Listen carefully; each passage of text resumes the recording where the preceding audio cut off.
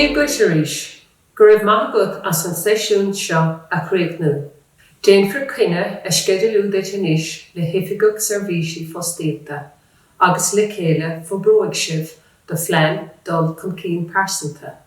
Sra Chéimeanna agus gníomhartha chun carú leat post aimsú.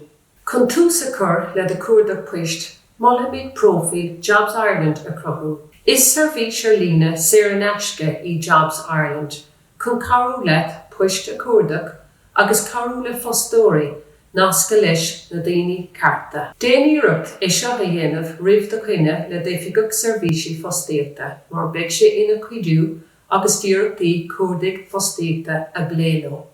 Roimh do chéad chuine joigh tú fógra i do chuntas My Welfare, chun dáta agus ann de cruinnithe a chur inúldait.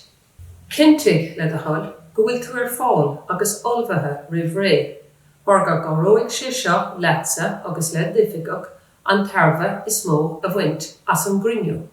Is é do phlean dul chun cinn persanta do bhealach chun obair a aimsú. Is títar ann na gníomhartha a bheith aontaithe agad le d'oifigigh seirbhísí fostíochta chun carú leat post áil.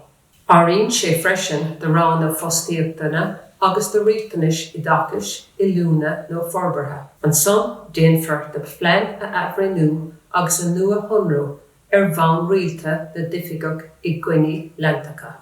Cuinnig táimid an so chun tacaíocht a thuairteid ar do bhealach chun Oibre.